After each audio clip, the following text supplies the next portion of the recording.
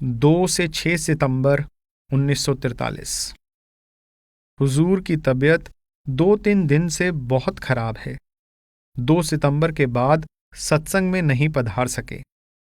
2 सितंबर को तबीयत बहुत खराब थी, फिर भी सत्संग करते रहे। इसके बाद रात को बुखार हो गया, जो अभी तक नहीं उतरा। बलगम भी है और रात को बुखार ज्यादा रहा। डॉक्टर का कहना है कि फ्लू का हमला है। मुझे भी ऐसा ही लगता है। एक बीमार सत्संगी की खैर खबर लेने गए थे, शायद वहीं से ले आए। प्रतिदिन रोग बढ़ता जा रहा है। डॉक्टर ओम प्रकाश साहिब बड़े प्रेम और श्रद्धा से इलाज कर रहे हैं। रात में 3-4 बार देखने आते हैं। हुजूर को खांसी हो रही है, आवाज भारी है, गले में खराश है, नाक में सांस रुक कर आता है और बुखार है। 2 और 3 सितंबर को बुखार 103 डिग्री तक हो गया और उस पर पेट में जलन की वही पुरानी शिकायत भी बहुत बढ़ गई। ऐसा मालूम होता है कि जैसे हुजूर के पेट में बहुत सख्त दर्द है और रात को बेचैनी में कभी लेटते हैं, कभी पलंग पर उठकर बैठ जाते हैं। बुखार 100 दर्जे से नीचे आता ही नहीं है। डॉक्टर साहेब बहुत कोशिश कर रहे हैं। हुजूर फरमाते हैं कि भादों का सारा महीना उनकी सेहत के लिए खराब है। हुजूर की बर्दाश्त हद से ज्यादा है। डॉक्टर साहिब सोडा बाइकार्ब के पानी से गरारे करवाते हैं, तो हुजूर पानी को गले तक भी नहीं जाने देते। जब कहा जाता है कि गले में गरारे करो, तो फरमाते हैं कि पानी अंदर नहीं जाता। जब टिंचर बेंजोइन यानी लोबान अरिष्ट की भाप देते हैं तो दम घुटने लगता है, परंतु तकलीफ को सहन करने की आदत कमाल की है। पेट में बहुत दर्द होता है, परंतु कभी मुंह से हाय की आवाज नहीं सुनी। हाँ, इतना कहते हैं कि जुकाम और बुखार से इतना कष्ट नहीं हो रहा जितना पेट दर्द से हो रहा है। लाहौर के योग्य डॉक्टर महाराज कृष्ण ने देखा और रक्तचाप यानी ब्लड प्रेशर को देखकर कहा कि इसके अनुसार आपकी आयु 60 वर्ष से अधिक नहीं होनी चाहिए। दिल की धड़कन भी ठीक है। 693 नंबर की गोलियां देते हैं, जिससे फेफड़े ठीक रहें। फेफड़े बिल्कुल साफ हैं। डॉक्टर साहिब छाती, पीठ और पेट पर मालिश करते हैं। हुजूर ने फरमाया कि हमें जुशांदा उबाल कर दो, जिसकी हमें पहले से आदत है। अतः बनफशा 6 माशे, मुलट्ठी 3 माशे, बिदाना 3 माशे, उनाव 3 दाने उबालकर देते हैं। दूध में ग्लूकोज खांड डालकर देते हैं और पानी में भी ग्लूकोज डालते हैं। जुशांदे ने अपना प्रभाव दिखाना शुरू कर दिया है। सुबह पेट अच्छी तरह साफ हो जाता है। 6 सितंबर को बुखार भी 100 डिग्री से अधिक नहीं हुआ।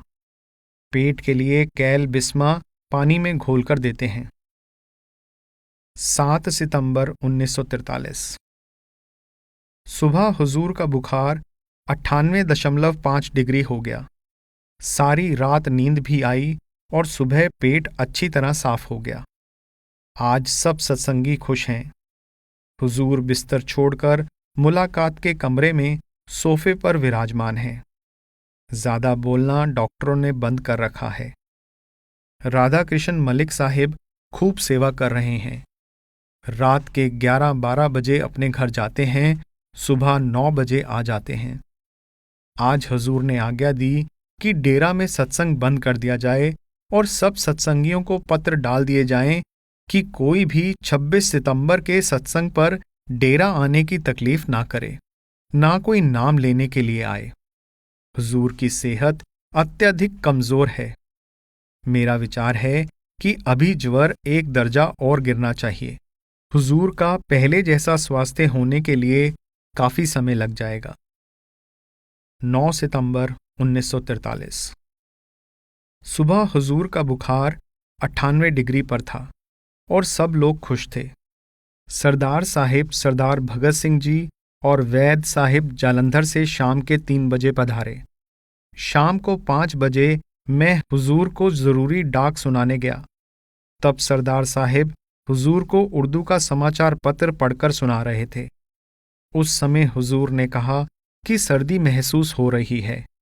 हमारे पलंग वाले कमरे में अंगीठी जला दो ताकि कमरा गर्म हो जाए। अतः कमरा गर्म होने पर हुजूर अपने पलंग पर लेट गए, परंतु सर्दी की सख्त शिकायत करते रहे। उनके शरीर को सेक भी दिया गया और गर्म पानी की बोतल भी रखी गई, परंतु सर्दी है कि किसी तरह रुकती ही नहीं।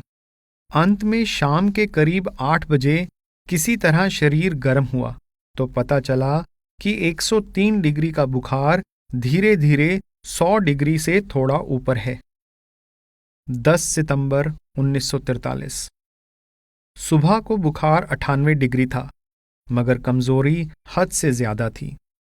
हजूर स्वयं मनी ऑर्डरों पर हस्ताक्षर ना कर सके। दोपहर के बाद मुझे बुलाया और कहा कि हमें अभी आसोज यानी क्वार की संक्रांति तक तकलीफ रहेगी। वहां मलिक राधाकिशन और सरदार भगत सिंह जी भी थे। इसके बाद डॉक्टर बीड़ामल साहिब ने नब्ज देखी तो चिंता हुई। अमृतसर से एक योग्य डॉक्टर को भी सलाह के लिए बुलाया गया। उन्होंने दिल को ताकत देने के लिए दवाई बताई। हुजूर को रात के 12 बजे तक तो आराम रहा, परंतु 2 बजे से 4 बजे तक बेचैनी रही।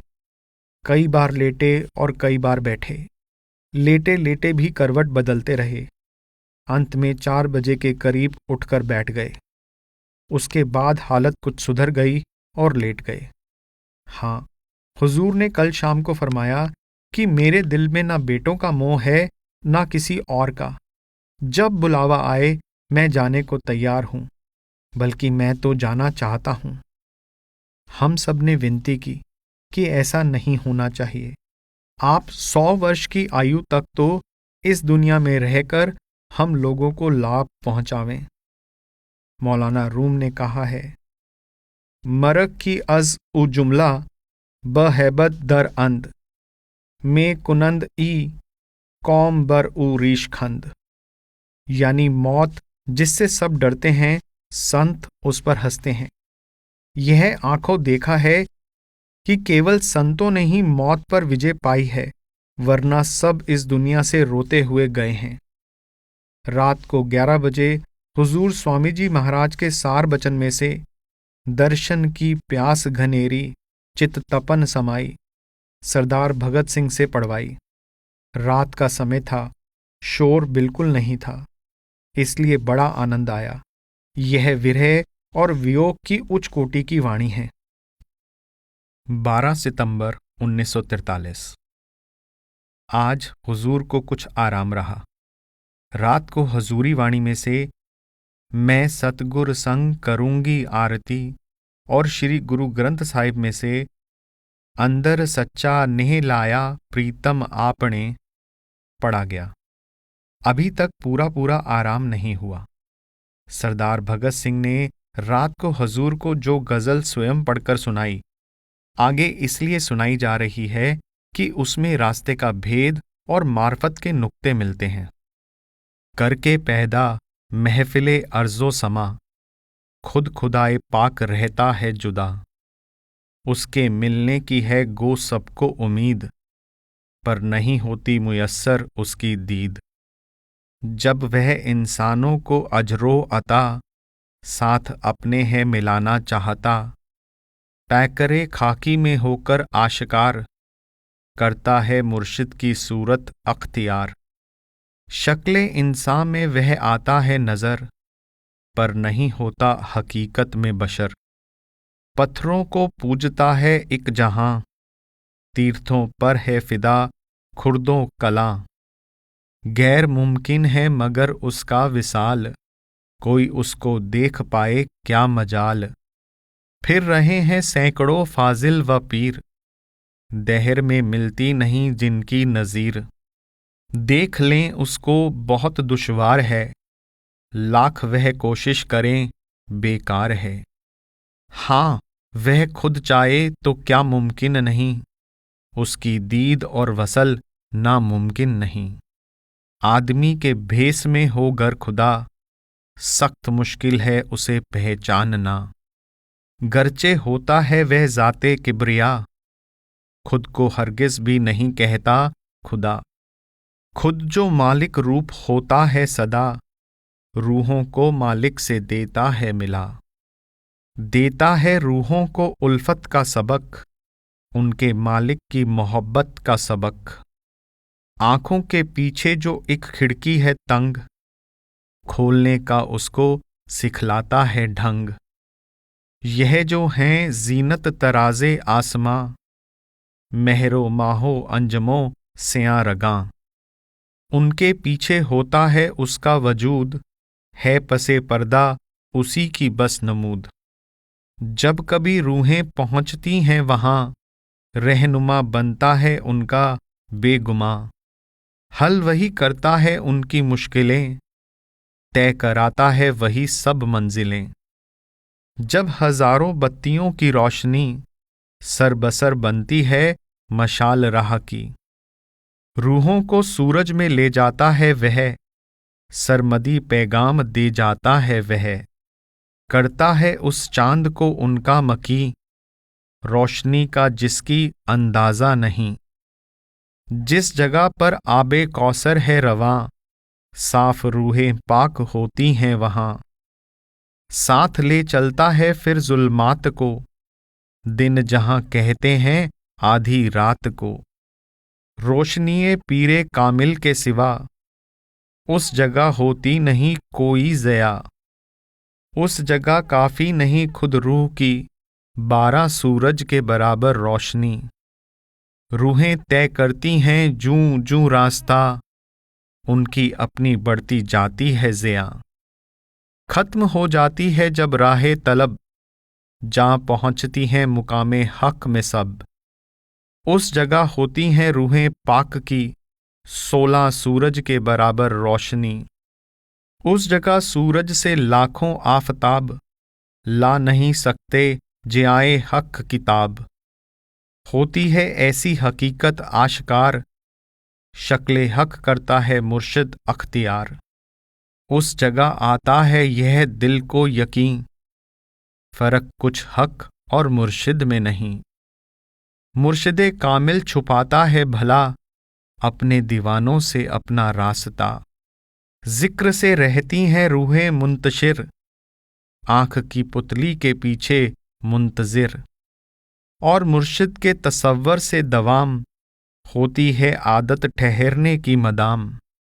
मुर्शिदे कामिल जो आए हैं कभी, होके जीनत महफिले आफाक की।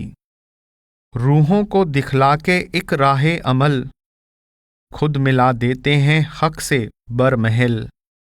मजहबों से कुछ नहीं मतलब उन्हें, होते हैं यकसां मजहब सब उन्हें। वह न मजहब गर हैं न मजहब शिकन, मजहबे मौला है उनका पैरहन। 16 सितंबर 1943। आज भादों का अंतिम दिन है। सरदार हरबंस सिंह और सरदार पुरुषोत्तम सिंह 2 दिन से तशरीफ लाए हुए हैं। अभी भी हुजूर को बुखार 99 डिग्री तक हो जाता है। खांसी भी है। सिवाय हॉर्लिक्स दूध, गाय का दूध या ग्लूकोज के शरबत के कुछ और खाने को नहीं दिया जाता। जो लोग दर्शन करने आते हैं उन्हें बातचीत करने का हुक्म नहीं। डाक में आए आवश्यक पत्रों का खुलासा ज़बानी बताया जाता है। मौसम अभी तक बादलों वाला है। सर्दी बढ़ती जा रही है। डलहौजी में आजकल जुकाम, इन्फ्लुएंजा और मलेरिया की बहुत शिकायत है। लोग कहते हैं कि अगले साल हुजूर को यहां नहीं आना चाहिए, जो मेरे विचार से भी ठीक है। हुजूर के लिए 5000 फुट की ऊंचाई से अधिक ऊंचे पहाड़ और अधिक बारिश वाले पहाड़ मेरी राय में ठीक नहीं रहेंगे। महाराज जी की बीमारी के विषय में लोगों के पत्र धड़ाधड़ आ रहे हैं। लाला बालक राम जज भी अमृतसर से डलहौजी आने को लिखते हैं। उनको मना कर दिया गया है। 17 सितंबर 1943। हुजूर ने फरमाया कि एक राजा का अहलकार था, जिसका काम था देश विदेश की रिपोर्ट बादशाह को सुनाना। एक बार वह बादशाह की हुजूरी में रिपोर्ट पढ़ रहा था कि एक बिच्छू उसके कपड़ों पर से उसकी कमीज के अंदर उतर गया और डंक मारता गया, परंतु एहलकार ने उफ तक ना की। उसी तरह रिपोर्ट पढ़ता चला गया। जब काम समाप्त हो गया तो बादशाह को पता चला। उसने कहा कि यह बात मुझसे पहले क्यों नहीं कह दी। एहलकार ने विनती की कि हुजूर, यदि मैं डंकों की तकलीफ के कारण अपना फर्ज पूरा करना छोड़ देता तो लड़ाई के मैदान में तलवार के आगे कैसे ठहरता। बादशाह बहुत खुश हुआ। सो इन चीजों की वहां उस दरगाह में कद्र होती है। हुजूर को अब बुखार 98.4 डिग्री है, यानी बुखार करीब नॉर्मल है। रात को 12 बजे के करीब हुजूर ने करतार सिंह पाठी को आदेश दिया कि कोई शब्द सुनाओ। उन्होंने कबीर साहिब की वाणी में से पढ़ा, पिया मेरा जागे मैं कैसे सोई री, 5 सखी मेरे संग की सहेली, उन रंग रंगी पिया रंग ना मिली री। 5 सखी का अर्थ 5 ज्ञान इंद्रियां हैं। सास, ससुर, ननद इत्यादि से मतलब आशा, तृष्णा, माया, लोकलाज इत्यादि हैं जो रूह को मालिक से मिलने से रोकती हैं। इसके बाद गुरु से लगन कठिन है भाई, जैसे पपीहा प्यासा बूंद का पिया पिया रट लाई। पढ़ा गया। हुजूर ने फरमाया कि शब्द तो बीबी रुक्को पढ़ा करती थी, अब तो हमारी बीबियां शब्द पढ़ने से कतराती हैं। फिर फरमाया और पढ़ो। अतः फिर पढ़ा, चढ़ तरवर 2 पंछी बैठे, एक गुरु एक चेला, और मेरी नजर में मोती आया है। यह शब्द पढ़ रहे थे कि हुजूर अंतर ध्यान हो गए और उनको जगाना ठीक ना समझा। हम सब चले आए। 19 सितंबर 1943। दोपहर को हुजूर का बुखार पूरी तरह उतर चुका था, यानी 97.6 डिग्री था। दिल की धड़कन कुछ तेज थी, इसलिए डॉक्टर साहिब ने दिल की धड़कन ठीक करने के लिए डिजॉक्सिन दवाई दी। अभी चपाती खाने को नहीं दी गई है, केवल मूंग की दाल, सब्जी और दूध दिया जाता है। हुजूर 25 सितंबर को डेरा जाने का विचार कर रहे हैं। हुजूर की सेहत अब दिन प्रतिदिन अच्छी हो रही है। कल से एक आध चपाती खाने लगे हैं और रात को नींद भी आ जाती है, परंतु चल फिर नहीं सकते। रात को 12 बजे तक पलटू साहिब की कुंडलियां सुनते रहे। कल रात सरदार साहिब सरदार भगत सिंह ने हुजूर से विनती की कि आपने इस तरह सांसारिक लोगों के लिए बीमारी अपने ऊपर क्यों ली। दुनियादारों का क्या है, उनको 10 दिन बुखार इत्यादि ना आया, 20वें दिन आ गया, या कोई मर गया तो मर जाए, आपको क्यों इस प्रकार कष्ट उठाना पड़े। हुजूर ने जवाब दिया कि कुछ लोगों की मुसीबतें इतनी दर्दनाक होती हैं और इस तरह दर्दनाक ढंग से वर्णन की जाती हैं कि स्वाभाविक तौर पर ही दिल में दया आ जाती है। अवश्य यह मेरा अपना तजुर्बा है कि कुछ पत्र जो हुजूर को दुखी लोगों के आते हैं वे ऐसे दर्द भरे होते हैं कि बरबस रोना आता है। कोई आदमी अपनी बीवी के भाग जाने की मुसीबत, कोई औरत अपने पति की बेवफाई की कहानी, कोई गृहस्थ बाल बच्चेदार अपनी गरीबी की कहानी इस ढंग से वर्णन करता है कि जिससे पता चलता है कि यह दुनिया दुखों का घर है और लोग बहुत दुखी हैं। फिर संतों के नम्र और नाजुक दिल पर ऐसी आंसू भरी कहानियां क्यों ना असर करें। डेरा में निवास 25 सितंबर 1943। सुबह 9 बजे की सर्विस में हुजूर भगत सिंह और वैद्य जी के साथ डलहौजी से मोटर कार में रवाना हुए। गुरदासपुर और अमृतसर के रास्ते शाम को 5 बजे डेरा पधारे। डेरा में बहुत से लोग जमा थे। हुजूर के दर्शन करके हुजूर के स्वस्थ होने की खुशी में फूले न समाए। 26 सितंबर 1943। हुजूर सत्संग में तशरीफ लाए, परंतु सत्संग स्वयं नहीं किया। अब केवल सुबह शाम ऊपर बालकनी में से दर्शन देते हैं। कमजोरी के कारण नीचे नहीं आ सकते। कोई आदमी उनके पास जाकर बातचीत नहीं कर सकता। 28 सितंबर 1943। आजकल सरदार गुलाब सिंह जी शाम के 5 बजे से 6:30 बजे तक सत्संग करते हैं। सत्संग लालाजी की कोठी के आगे थड़े पर होता है, जहां कीड़ों के घरौंदे हैं। उनको हटाने के लिए यह सुझाव दिया गया है कि घरौंदों को खोदकर बड़ा सा गड्ढा कर दिया जाए और वहां से चिकनी मिट्टी निकालकर दरिया की सूखी रेत से गड्ढा भरकर बराबर कर दिया जाए। 5 अक्टूबर 1943। शाम को मैं सांगली के राजा साहेब का तार लेकर हुजूर के पास गया। हुजूर ने फरमाया कि अब आराम है। राजा और रानी साहिबा सांगली से, जनरल राजवाड़े अपनी रानी साहिबा के साथ ग्वालियर से, कर्नल सैंडर्स शिमला से और श्रीमती डे हावड़ा से 11 अक्टूबर के बाद जल्दी ही आने वाले हैं। कर्नल साहिब नौकरी छोड़कर विलायत जा रहे हैं, उससे पहले दर्शन करना चाहते हैं। 6 से 7 अक्टूबर 1943। सुबह 10 बजे के करीब हुजूर पहली बार ऊपर की मंजिल से उतरकर नीचे राय साहिब लाला हर नारायण के कमरे तक तशरीफ लाए। 5-7 मिनट बैठकर वापस चले गए। सब लोग प्रसन्न हुए, परंतु 7 अक्टूबर को नहीं आ सके। कहते हैं कि जीना चढ़ने उतरने से कुछ नाफ हो गई, यानी धरण पड़ गई है। आजकल जरूरी डाक शाम को 6 बजे के बाद सुनाई जाती है। 8 अक्टूबर 1943। आज दशहरे का दिन था। हुजूर सुबह 10 बजे के करीब सत्संग हॉल के बाहर 15 मिनट के लिए कार में सवार होकर तशरीफ लाए। प्रसाद बांटा गया। अमेरिका से मिस्टर मायर्स ने पूछा कि यदि किसी अमेरिकन जिज्ञासु को उसकी प्रार्थना पर नाम दिए जाने की स्वीकृति सद्गुरु दे दें, परंतु नाम दिए जाने से पहले सद्गुरु चोला छोड़ दें, तो क्या उसको नाम दे देना चाहिए? जवाब: हाँ, क्योंकि सद्गुरु शरीर नहीं है। सद्गुरु वह शक्ति है जो कभी नहीं मरती, केवल स्वरूप बदलती है। इसलिए ऐसे प्राणी को नाम दे दिया जाए और उसकी संभाल होगी।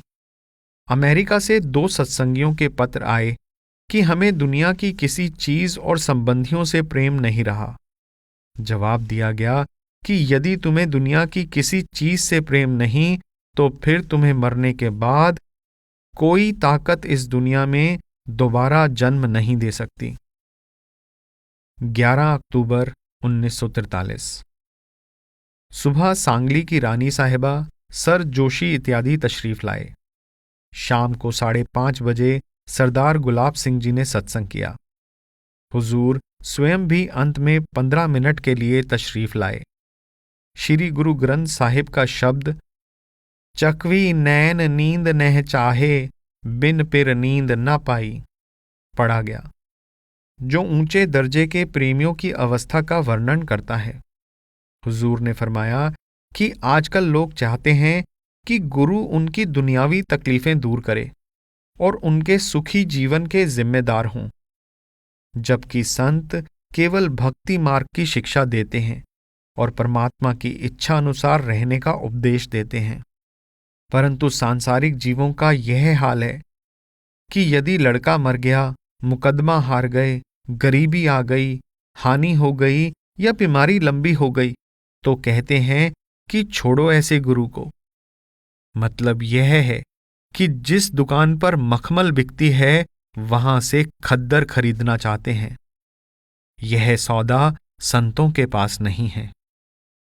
13 अक्टूबर 1943। आजकल हुजूर शाम के 6 बजे के करीब 15-20 मिनट तक हर रोज सत्संग में विराजमान होते हैं। आज श्री गुरु ग्रंथ साहिब में से एक शब्द पली सुहावी छापरी जामे गुन गाए की व्याख्या स्वयं हुजूर ने की कि उस अमीरी से जो विषय विकारों में फंसा दे, वह गरीबी अच्छी है जिसमें परमात्मा का नाम जपा जाए। 14 अक्टूबर 1943। शाम को हुजूरी पोथी में से 2 शब्द लिए गए। गुरु मेरे जान पिरान, शब्द का दीना दाना, और खोजत रही पिया पंथ, मरम कोई नेक ना गाया। हुजूर ने स्वयं व्याख्या की।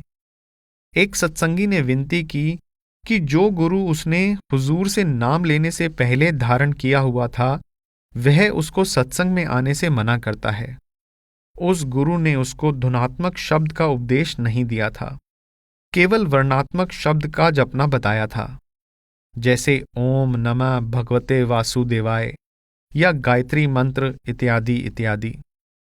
हुजूर ने जवाब दिया कि गुरु की निंदा तो कभी नहीं करनी चाहिए। जो जहां तक जानता है वह वहां तक ही बता सकता है।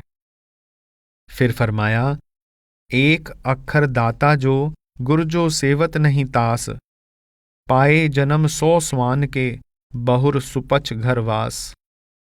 यदि किसी उस्ताद ने हमें एक अक्षर भी बताया है तो उसकी भी निंदा नहीं करनी चाहिए, क्योंकि ऐसा करने से 100 जन्म कुत्ते के लेने पर भी आगे नीची जाति में ही जन्म होता है। यदि वह गुरु डरावे तो नहीं डरना चाहिए, क्योंकि संत सद्गुरु शेर हैं। उनकी शरण में आकर गीदड़ों भेड़ियों का क्या डर। यदि कोई बीमारी, मौत, तकलीफ इत्यादि आ जाए तो उसको उस गुरु की ओर से ना समझो, बल्कि अपने पिछले कर्मों का खेल समझो। एक सत्संगी के बारे में कहा गया कि वह घर बार छोड़कर ऋषिकेश चला गया। रात को स्वप्न में हुजूर ने उसे कहा कि मुफ्त की रोटियां खाकर भजन नहीं बनेगा, अतः वे वहां से डेरा आ गया। यहां हुजूर ने उसे समझाया कि जो पराया खाता है उसका भजन सिमरन नहीं बनता। तुम अपने घर जाओ, अपने लड़कों की कमाई खाओ, वह तुम्हारा अधिकार है। मौलाना रूम ने कहा है, दस्ते पीर अज गायबा कोताह नीस्त। गुरु का हाथ प्रभु के हाथ से छोटा नहीं है। 15 अक्टूबर 1943। जब हुजूर सत्संग में विराजमान हुए तो साधु दरबारी दास जी गुरु महिमा में से सहजोबाई का शब्द पढ़ रहे थे। राम तजू पै गुरु ना बिसारूं, गुरु के सम हरि को ना निहारूं। हुजूर ने सारा शब्द पढ़वा कर फरमाया कि यह बिल्कुल ठीक है कि यदि परमात्मा नाराज हो जाए तो सद्गुरु उसे मना लेगा, परंतु सद्गुरु ही नाराज हो जाए तो उसे कौन मनाएगा। परमात्मा ने तो 84 लाख योनियों में डाल दिया, गुरु ने मुक्त कर दिया। परमात्मा ने अपना आप छिपा लिया, परंतु गुरु ने उसे दिखा दिया।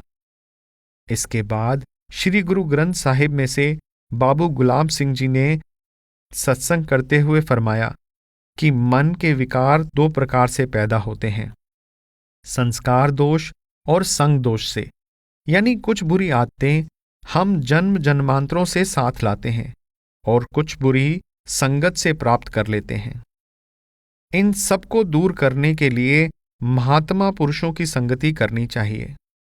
सत्संग द्वारा मन से बुरी संगति और बुरे संस्कारों का प्रभाव निकल जाता है, और जब तक मन में कोई विकार जैसे काम, क्रोध, राग, द्वेष इत्यादि बाकी हैं, धुनात्मक नाम की प्राप्ति नहीं हो सकती, न गुरु भक्ति पूरी हो सकती है। हुजूर ने फरमाया कि जब तक पार ब्रह्म के हौजे कौसर यानी मानसरोवर में स्नान ना किया जाए, तब तक कर्मों की मैल दूर नहीं होती। 16 अक्टूबर 1943। आज सारी संगत ब्यास दरिया के पार किश्तियों में सवार होकर ईंधन के लिए सरकंडा काटने गई और शाम को अंधेरा होने के बाद वापस पहुंची। उसके बाद थोड़ा सा सत्संग हुआ। हुजूर ने फरमाया कि संतमत में सेवा का दर्जा बहुत ऊंचा है, कल फिर जाएंगे। सुबह 7 बजे जाते हैं, और वहीं रोटी पहुंच जाती है। आज 6 किश्तियां लाए, यानी 1000 मन के करीब ईंधन आ गया। कल को यदि इतना ही आ जाए तो साल भर का गुजारा हो जाएगा। 17 अक्टूबर 1943। आज 6 किश्तियां और लाई गई। हुजूर स्वयं दरिया के पार 2:30 बजे तशरीफ ले गए। शाम के 6 बजे वापस आए। अमृतसर आदि के सत्संगी संक्रांति के लिए आए हुए थे। शाम को 7 बजे श्री गुरु ग्रंथ साहिब में से कार्तिक का महीना पढ़ा गया और हलवा बांटा गया। 18 अक्टूबर 1943। शाम को सत्संग में गुरु कहें जगत सब अंधा और कबीर साहिब का शब्द पिया मेरा जागे मैं कैसे सोई री लिए गए। हुजूर ने स्वयं व्याख्या की और फरमाया कि जिनके कर्म मंदे हैं वे संतों के वचन सुनते हुए भी नहीं सुनते, अंधाधुंध कर्म किए जाते हैं, मौत के समय पछताते हैं और धर्मराज उनको उनके कर्मों के अनुसार किसी और योनि में धकेल देता है। इस प्रकार जन्म जन्म दुख भोगते रहते हैं। वास्तव में इस जीव का सिवाय सद्गुरु और शब्द के कोई भी अपना नहीं। संबंधी मित्र तो मृत्यु होते ही साथ छोड़ देते हैं। इंद्रियां, नाक, कान आदि धर्मराज के सामने जाकर उसी के विरुद्ध गवाही देती हैं कि हमारा इसने बड़ी बुरी तरह प्रयोग किया और पाप किए। सद्गुरु और शब्द के सिवाय इसका भला चाहने वाला और कोई भी नहीं, परंतु इसको उनकी कोई परवाह नहीं। झूठे रिश्तेदारों की परवाह है। ना यह चिंता है कि मरने के बाद क्या हाल होगा, कहाँ जाऊंगा। जब 10 दिन के लिए भी कहीं सफर में जाना हो तो उसके लिए 100 प्रयत्न करता है, परंतु अपने अंतिम सफर की ओर से उदासीन है। उसकी कोई चिंता नहीं, न भजन अभ्यास, न दान, न पुण्य। फिर फरमाया कि आधे घंटे का अभ्यास 100 रुपये दान देने से अच्छा है। यदि दान किसी अधिकारी को निष्काम भावना से दिया जाए तो उससे अंतःकरण निर्मल होता है। दूसरे शब्द में फरमाया कि 5 सखी से अभिप्राय 5 ज्ञान इंद्रियां हैं, जिनके भोगों में फंसकर रूह अपने असली मालिक से उदासीन है। सास, ननद, देवरानी से अभिप्राय आशा, तृष्णा और बुद्धि है। यार से अभिप्राय मन से है।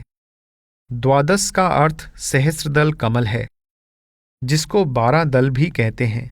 वहां की 10 आवाजें, सूरत और शब्द कुल 12 हैं। 19 अक्टूबर 1943।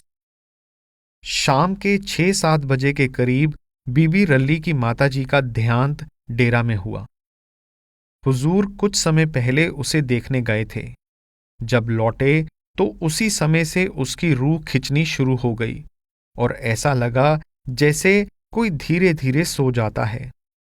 हुजूर स्वयं उसके संस्कार के लिए गए। 20 अक्टूबर 1943। कर्नल सैंडर्स और मिस रुग शिमला और कश्मीर से आए। शाम को हुजूर ने सत्संग में फरमाया कि जिस प्रकार बच्चे को मिठाई दो तो दोनों हाथों से परे धकेलता है, परंतु जब उसके मुंह को लगा दो तो फिर मिठाई को हाथ फैलाकर लेता है। इसी प्रकार शुरू में मन भजन सिमरन से घृणा करता है, परंतु जब उसको रस आने लगता है फिर दुनिया के कामों का नुकसान होने पर भी भजन सिमरन को नहीं छोड़ता। एक बार स्टेशन मास्टर स्वर्गीय पंडित बुआदास भजन सिमरन में बैठे थे कि रस आ गया और छोड़ने को जी नहीं किया। उधर ट्रेन के आने का समय था। उनकी ड्यूटी थी कि ट्रेन के आने से पहले सिग्नल गिरा दें और फिर रवाना कर दें।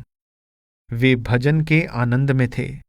ट्रेन आई और चली गई, उनको पता भी नहीं चला। जब उठे तो डर लगा कि अब नौकरी से निकाला जाऊंगा, परंतु मालिक ने सब काम ठीक कर दिया था। फिर फरमाया कि 3 घंटे में तो मन अपनी भाग दौड़ ही छोड़ता है। जिसको भजन सिमरन का रस लेना है उसको चाहिए कि 6 घंटे बैठे। पहले 3-4 महीने जब तक सिमरन का रस नहीं आता कठिन है, जब सिमरन का रस आने लगे तो काम चल पड़ता है। 22 अक्टूबर 1943। रात 9:30 बजे राजा साहिब अपने परिवार सहित मिस्टर मेहता का बायोस्कोप का रिकॉर्ड, जिसमें सत्संग के चलचित्र हैं, हुजूर महाराज जी के साथ देख रहे हैं। आज दोपहर को सिंधी इंजीनियर दीवान साहिब मिस्टर भवनानी के यहाँ उनका तथा कुछ सत्संगियों का खाना था। सब मेहमान उनके यहाँ 1 बजे दोपहर को पहुंच गए थे। उनमें राजा साहेब, उनके परिवार के अतिरिक्त कर्नल सैंडर्स, रानी लक्ष्मीबाई, मिस कॉलिंस, शेख निजामुद्दीन साहिब आदि भी शामिल थे। हुजूर 1:30 बजे ब्यास रेलवे स्टेशन से माल लदवाकर वापस आ गए, परंतु अभी तक स्नान नहीं किया था, इसलिए कुछ मिनट बैठकर तशरीफ ले गए। खाना स्वादिष्ट व्यंजनों से भरपूर था। वहां 2:30 बज गए। दीवान साहिब स्वयं मेहमानों के सत्कार में लगे हुए थे। भोजन करते हुए कर्नल सैंडर से हवाई जहाज की यात्रा के विषय में बातें चल पड़ी। कर्नल साहिब विलायत जा रहे हैं। उन्होंने फरमाया कि हवाई जहाज़ों पर केवल उन लोगों को यात्रा करने की स्वीकृति मिलती है जो सरकारी काम पर जा रहे हैं, इसलिए कर्नल साहिब समुद्र के रास्ते जाएंगे। मैंने कहा कि आजकल तो स्वेज नहर यानी बराहे रूम का रास्ता भी खुला हुआ है। जवाब मिला कि हमारा जहाज दक्षिणी अफ्रीका के पास से गुजरेगा।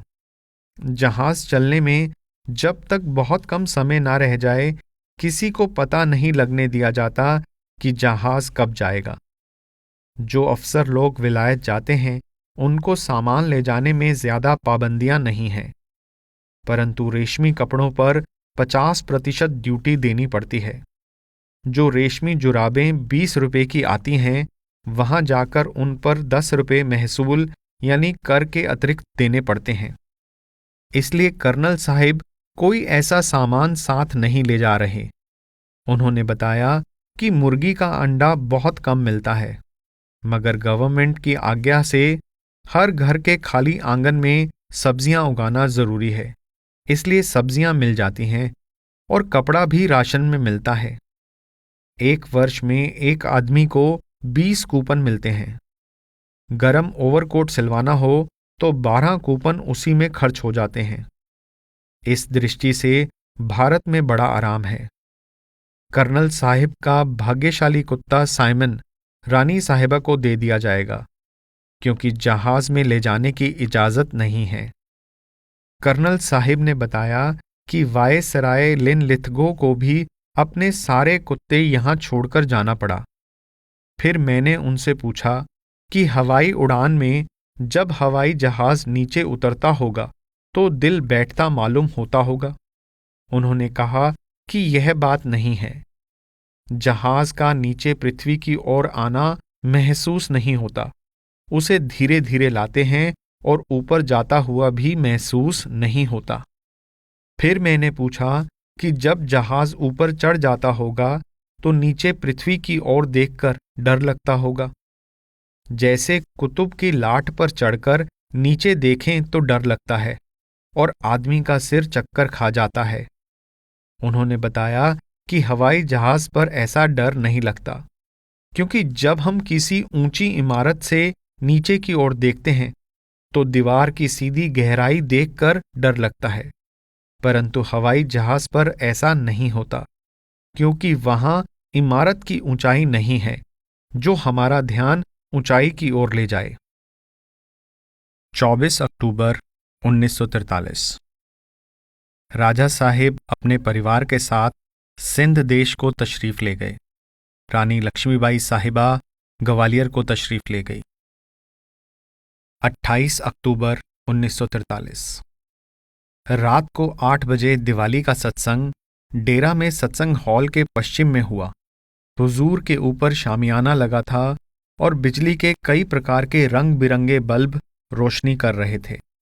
कार्तिक का महीना सारबचन राधा स्वामी छंदबंद में से पड़ा गया। हुजूर ने फरमाया कि दिवाली तो हमने हजारों बार कई जन्मों में देखी, परंतु जब आंखें बंद करते हैं तो अंदर अंधेरा है। संतों की दिवाली अंदर हर स्थान पर हो रही है। यदि सद्गुरु का स्वरूप देखना हो तो त्रिकुटी में जाकर देखो, जहां सेवक की रूह मन और माया के गिलाफों से आजाद होकर 12 सूर्यों की चमक दिखा रही है। सद्गुरु सतलोक में जाकर सत्पुरुष का रूप धारण कर लेते हैं। बेशक इस दुनिया में इंसान मालूम होते हैं। मेजर बुकेनन और उनकी मेम साहिब भी दर्शन के लिए तशरीफ लाए थे। Shri Chandwani deputy chief north western railway भी आजकल यहां सत्संग के लिए आए हुए हैं। 29 अक्टूबर 1943 शाम 6 बजे के सत्संग में श्री गुरु ग्रंथ साहिब में से काया कामण अत सुहालियो शब्द लिया गया। हुजूर ने फरमाया कि मनुष्य का सृष्टि में सर्वोच्च स्थान है। मनुष्य का शरीर बड़ा ही मूल्यवान है, क्योंकि उसमें स्वयं परमात्मा रहता है। परंतु आश्चर्य है, यद्यपि आत्मा और परमात्मा दोनों एक ही स्थान पर हैं, फिर भी युग गुजर गए, दोनों का मिलाप नहीं हुआ। क्योंकि मनुष्य परमात्मा को अपने अंदर खोजने के बजाय बाहर पुस्तकों, जंगलों, पहाड़ों, तीर्थों, मूर्तियों, समुद्रों, मंदिरों, मस्जिदों और गुरुद्वारों में तलाश करता फिरता है। यदि अंदर का भेदी गुरु मिले तो अंदर तलाश करने का ढंग बता दे। 30 अक्टूबर 1943 सुबह 9:15 बजे हुजूर सेवा में बैठने के लिए तशरीफ लाए। 11 बजे तक यही काम रहा। शाम को थोड़ी सी डांक सुनी और फिर सत्संग में तशरीफ ले गए। श्री गुरु ग्रंथ साहिब में से मारू राग का शब्द काया कंचन सबद विचारा तिथे हर वसे जिस दा अंत न पारावारा पढ़ा गया। जो मनुष्य शरीर पाकर पूरे गुरु से शब्द का भेद लेकर अपने अंतर में शब्द को नहीं पकड़ता, वह अपना जन्म बर्बाद कर लेता है। और जब कोई सीढ़ी के डंडे से गिर जाता है तो फिर 84 लाख योनियों में मारा मारा फिरता है। शब्द के बिना मन वश में नहीं आता। हौमे गणत गुर सबद निवारे, किसी का मन कभी भी निश्चल होकर नहीं बैठता, हर समय विचार उठाता ही रहता है। इन विचारों को सिमरन, ध्यान और शब्द के द्वारा रोकना चाहिए। यही हौमे गणत है, यानी हमेशा मैं और मेरी के विचार उठते रहना। जब ये विचार 1 मिनट के लिए भी बंद हो जाएं, तो अंदर रोशनी दिखाई देती है। रज्जब जी ने कहा है, मन मूसा पंगुल भया पी पारा हरिनाम। फिर फरमाया कि सद्गुरु शिष्य को नाम देकर निश्चिंत नहीं हो जाते। सद्गुरु की असली सेवा शब्द अभ्यास है। यदि शब्द पकड़कर अंतर में गुरु को प्रकट कर लिया तो जीवन में ही सद्गुरु से प्राप्त होने वाली रक्षा की सच्चाई का पता चल जाता है, वरना गुरु तो सदैव इसके साथ शब्द स्वरूप में रहते हैं। 31 अक्टूबर 1943 सुबह 9 बजे सत्संग शुरू हुआ। पहले श्री गुरु ग्रंथ साहिब में से पूरे गुरु की पहचान का शब्द कर में कर दिखाए दे सो सद्गुर पुरख सुजान पढ़ा गया, जिसको समझाते हुए हुजूर ने फरमाया कि देवी देवता सब आत्मा से नीचे हैं। स्वयं परमात्मा ने उनको शरीर का काम चलाने के लिए नियुक्त कर रखा है। मनुष्य का इन देवी देवताओं को पूजना ऐसा ही है जैसे कोई राजा अपने सेवकों को पूजे। मनुष्य के पूजने के योग्य केवल वही महापुरुष है जो जीते जी परमात्मा से मिलाप कर लेता है। मनुष्य परमात्मा को नहीं देख सकता, इसलिए यह जरूरी है कि उन महात्माओं के पास जाकर पूछे कि तुम्हें परमात्मा कैसे मिला। हमें भी वह साधन बताओ जिससे हमें भी परमात्मा के दर्शन हों। मौलाना रूम साहिब ने कहा है, गोयंद आ सगा कि ना रफ्तंद राहे रास्त, रहे नीस्त बंदा रा बजनाबे खुदा दरोग। अर्थात उन अनजान लोगों का जो सच के रास्ते पर गए नहीं, यह कहना झूठ है कि मनुष्य के लिए मालिक से मिलने का कोई रास्ता नहीं है। मनुष्य जीवन का उद्देश्य यही है कि परमात्मा को मिलने की कोशिश की जाए, वरना यदि यह अवसर खो दिया तो फिर पता नहीं कब मनुष्य शरीर मिलेगा। संत महात्मा क्या बताते हैं? यही कि 5 शब्दों को पकड़कर परमात्मा तक रसाई प्राप्त करो। शब्द अभ्यास के बिना परमात्मा तक रसाई प्राप्त करना असंभव है। इस शब्द के बाद सार बचन राधा स्वामी छंदबंद में से सद्गुरु का नाम पुकारो, सद्गुरु को हियरे धारो की व्याख्या की गई। 1 नवंबर 1943। आज बहुत से लोग वापस चले गए।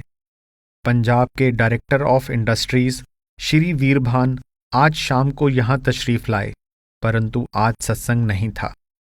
अमेरिका के एक सत्संगी ने लिखकर पूछा कि वह गाय बैल आदि पालता है और पालकर फिर उनको कसाईयों के पास बेच देता है। क्या वह भी पाप का भागी है या केवल वही जो उससे गाय आदि खरीदकर मांस के लिए मारता है? जवाब दिया गया कि यह काम छोड़ दो। हां, यदि पशुओं को हल आदि के काम के लिए बेचने की नीयत से पालते हो तो कोई पाप नहीं। सिकंदरपुर का दौरा 6 नवंबर 1943। सुबह 6 बजे से थोड़ा पहले मैं, भाई शादी, प्रिय रघुवीर सिंह और हुजूर कार में डेरा से सिरसा की ओर चल दिए। रास्ते में वकील सरदार भगत सिंह से खड़े खड़े कुछ बात करके लुधियाना आए। वहां कई पंपों से मोबिल ऑयल लेना चाहा, परंतु सब पंप बंद थे। उनके मालिक उनको ताला लगाकर चले गए थे। 8:30 बज गए थे, परंतु अभी तक वे नहीं आए थे। मोगा में डॉक्टर प्रेमनाथ जी से मिले। डॉक्टर साहेब बड़े प्रेम से मिले और हुजूर के स्वास्थ्य के विषय में बातचीत करते रहे। हुजूर ने फरमाया कि शरीर पर खुजली की बड़ी तकलीफ है, तो डॉक्टर साहिब ने सलाह दी कि सल्फर बिटर खाएं या होम्योपैथिक दवाई का प्रयोग करें जिसमें गंधक जरूर हो। वहां से सरदार प्रेम सिंह के घर गए। वहां कुछ मिनट रुके। अभी हम मोगा से 2-3 मील दूर ही थे कि वह लॉरी जो हमने सामान मशीनरी आदि से लाद कर 5 नवंबर की रात को 11 बजे रवाना कर दी थी, टूटी फूटी हालत में मिली। उसके टायरों के बीच के लोहे के पहिए टूट गए थे और पिछले टायर भी फट गए थे। कारण यह लग रहा था कि मशीनरी का भार लॉरी के पिछले पहियों पर ज्यादा था। इसलिए जब लॉरी को ठीक करवाकर चले तो मालूम होता था कि लॉरी के बोझ का झुकाव पीछे की ओर अधिक है और भार की अधिकता के कारण झोल खाती थी। कभी दाएं हाथ कभी बाएं हाथ कच्ची सड़क पर उतर जाती थी। हमने अपनी कार सावधानी के लिए लॉरी के पीछे लगा दी। कोटकपूरा में रियासत के ठेकेदारों ने लॉरी का टैक्स लिया। मुक्तसर से 8-9 मील पर जहां बड़ी नहर है और जहां नहर के महकमे वालों के बंगले हैं, वहां हम सबने खाना खाया। वहां से 12 बजे के बाद चलकर मलोट आ गए। वहां पेट्रोल लिया। उस इलाके में नहर है और हरियाली है, परंतु आगे जाकर यहां से 20 मील पर डब्वाली रेगिस्तान का इलाका है। वहां ना पीने का पानी है ना कोई सब्जी है। वहां हरी घास तक नहीं है। रेत के टीले और बिल जिनमें अजवाइन डालते हैं काफी देखने में आए। वहां तेज धूप, पानी की कमी, गर्म हवा और धूल मिट्टी थी। वहां से सिरसा 36 मील है। सिरसा से 4 मील परे नाला है जो किसी समय में बड़ा दरिया था। शायद इसी को संस्कृत की पुस्तकों में सरस्वती कहते हैं, जिसके किनारे बड़े बड़े शहर बसे हुए थे। दरिया सूख गया और शहर उजड़ गए। केवल एक नाला है, परंतु आजकल यह भी सूखा है। उसके दोनों किनारों पर कुछ हरे भरे खेत दिखाई दिए। वहां से सिरसा शाम के 6 बजे पहुंच गए। शुक्र किया कि लॉरी सही सलामत पहुंच गई, वरना कदम कदम पर खतरा था। वहां से चाय आदि पीकर और संगत को दर्शन देकर हुजूर सिकंदरपुर आ गए। लॉरी का सामान केरे में उतरवाया। अंधेरा होते होते घर पहुंच गए और हुजूर घर के आंगन में चबूतरे पर हमेशा की तरह विराजमान हो गए। हम सब लोग दरी पर बैठे और बातें होती रही। 8 नवंबर 1943। सुबह हुजूर खराद की मशीन केरे में लगवा रहे हैं। आजकल हुजूर सिरसा में सुबह 9 बजे बकबोर्ड पर सिकंदरपुर शांति आश्रम से कारखाने में, जो यहां से 2-3 मील पर है, तशरीफ ले जाते हैं। यहां राजमिस्त्रियों का काम देखते हैं। फिर 1:30 बजे प्रसाद बांटकर भोजन करके आराम फरमाते हैं। शाम को 5 बजे के बाद अपनी इच्छा अनुसार बाहर निकलते हैं। इस आराम के समय में कोई भी आदमी उन्हें नहीं बुलाता। डेरे की अपेक्षा उन्हें यहां बहुत आराम है। शाम को 6:30 बजे तक कभी काम देखते हैं और कभी सिरसा या अन्य स्थानों से आए हुए सत्संगियों को दर्शन देते हैं। फिर 6:30 बजे के करीब घर वापस आ जाते हैं और चबूतरे पर विराजमान हो जाते हैं। आसपास सत्संगी दरी पर बैठ जाते हैं और 8 साढ़े 8 बजे तक बातचीत होती रहती है। 9 नवंबर 1943। हुजूर ने फरमाया कि जमींदार वे ही हैं जो अपने घर की गऊओं के बछड़ों को बैल बनाते हैं और बाहर से खरीदने के अधीन नहीं हैं। पंजाब में एक कहावत है कि बड़े लाने उनके जिनके अपने हुक्के, मगर यह गलत है। ठीक यह है कि बड़े लाने उनके जिनके अपने हिक्के, यानी बड़े लाने वाले अथवा मालदार जमींदार वे हैं जो अपने घर में ही हल चलाने वाले पशु पाल लेते हैं। यहाँ के अराइयों ने शहर की उत्तरी दिशा में कमाद यानी गन्ना की फसल इतनी बो दी है कि आजकल जो गुड़ और खांड की कीमत है, उससे यही लगता है कि ये लोग मालामाल हो जाएंगे। पहले यही अराई खेती से अनजान, गन्ने का नाम तक नहीं जानते थे, भूख से परेशान और कर्जदार थे। आजकल गिरवी रखी हुई जमीनों को छुड़वा रहे हैं, पैसे वाले हैं। यह सब स्वयं हुजूर की स्थापित की हुई मिसाल का असर है। हुजूर ने अपने पड़ोसी जमींदारों को अपनी मिसाल से खेती करके अमीर होने का ढंग सिखला दिया है। सरकार ने हर एक जिले में बड़े खर्च से जो मॉडल फार्म स्थापित किए हैं, उनका इतना लाभ नहीं होता जितना एक मेहनती, कम खर्च करने वाले, तजुर्बेकार जमींदार के उदाहरण से अपने गांव के कृषकों को होता है। लायलपुर कृषि महाविद्यालय में जो विद्यार्थी पढ़ रहे हैं, वे अधिकतर सरकारी नौकरी के इच्छुक होते हैं। यदि उनका आदर्श अपने गांव में कृषि के नए साधनों का प्रयोग करके पैसे कमाना हो, तो इससे न केवल उनका अपना लाभ होगा, बल्कि सब जमींदारों का भी लाभ होगा। 10 नवंबर 1943। पंडित नथुराम शुक्ल सिरसा वाले से जंत्रियों के विषय में बातचीत चल पड़ी। उन्होंने बताया कि काशी में 10 साल की जंत्री विद्वान ज्योतिष लोग इकट्ठी बना लेते हैं। फिर हर साल के शुरू होने से पहले सावन के महीने के करीब अगले साल की जंत्री अलग छाप देते हैं। जो दूसरे शहरों के ज्योतिषी अपनी जंत्रियां छपवाते हैं, वे उनसे सहायता लेते हैं। कुछ तो इतना भी खर्च नहीं करना चाहते, क्योंकि 60 वर्ष के बाद वही दिन और वर्ष आ जाते हैं। इसलिए 60 वर्ष पहले की जंत्री निकालकर उसमें अदल बदल कर छाप देते हैं।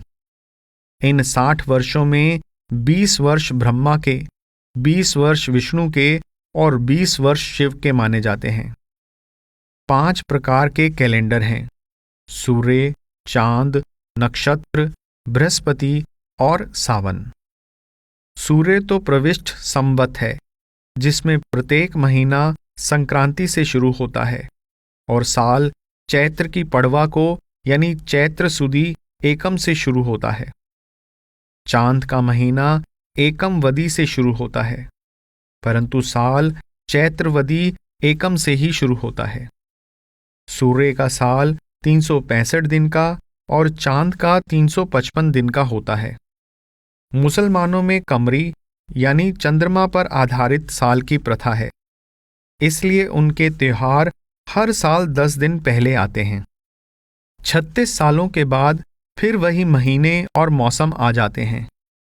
हिंदुओं में हर 28 या 32 महीनों के बाद लौंद के कभी 29, कभी 30, कभी 31 दिन कमरी साल में डालकर कमरी साल को शमसी यानी सूर्य पर आधारित साल के बराबर ले आते हैं। ध्यान दें, लौंद यानी हर तीसरे वर्ष पड़ने वाला वह बड़ा हुआ महीना जो 2 संक्रांतियों के बीच में पड़ता है। इसी तरह से मौसम और कमरी महीनों को मिलाया जाता है। अरब में मौसमों का अदल बदल ऐसा नहीं जैसा हिंदुस्तान में है, इसलिए वहां के विद्वानों ने लौंद के दिन डालने की जरूरत नहीं समझी। नक्षत्र का साल अश्वनी नक्षत्र से चैत्र में शुरू होता है और बृहस्पति जब मेष राशि में आता है यानी चैत्र के महीने में, तब से बृहस्पति साल शुरू होता है। ये सब विचार भागवत पुराण के 5वें स्कंद में दिए हुए हैं। सूर्य सिद्धांत, ब्रह्म सिद्धांत और वशिष्ठ सिद्धांत ग्रंथों में भी जंत्रियां बनाने का ढंग दिया हुआ है।